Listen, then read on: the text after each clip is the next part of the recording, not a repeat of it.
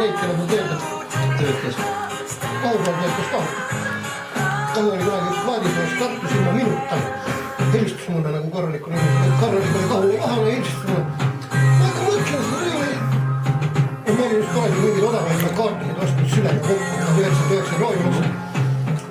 Tead, mida sa soovitas võtaks? Mõtlesin, kui see kaardi 2 võtta see. No okei. Läks 2 nädalat mööda, kahju oli muusikanõukogu, viis kaasa selle plaadi, kus ma sain aru, et ta ei näidanud. Mis sa teed? Küsisid inimesed eetris. Siis pandi mängima, et keegi ei teadnud ja siis nad mõistasid, et keegi ei mõistanud. Siis ta käib kõigile õige pannud, enne pööni ajad,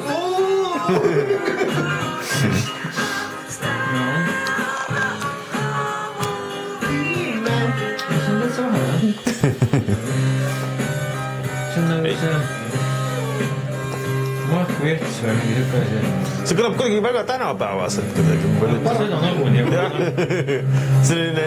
Sa ei olnud sel nädalal ainus, kes ütles, et kõik teevad samu lugusid, mis vanasti.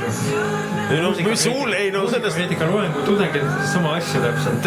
Seda ma saan aru, aga kõik kasutavad pagan ütles hästi kõige labasemad meloodiakäiki, mis üldse välja mõelda võimalik. See häirib mind kõige enam. Kasutage vanu meloodiakäiki, aga kasutage huvitavad. Vaat kui see tudengid seda ütles, et ma näitasingi YouTube'is neile seda, tead see 4 riffi, 20 laulu 4 riffiga. Ja.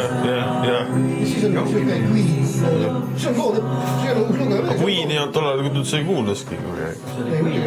Mulle meeldib ikka Sparksi raamatust kõige rohkem see koht, kus nad... Ei, see oli Sleidi raamatust. Nad käisid kusagil Sohos mingi kuradi kirbuturul, kus mingi puserite hammastega poiss müüs mingi igasugu imelike hilp. Siis tema nimi on Fredi ja ükskord saab kuulemaks, kui teie olete. Fredi müüs veel väga kaua seal Sohos riided veel, siis kui bänd veel juba tuuritas. Siis mulle meeldib teine koht Sparksi raamatust, kus nad...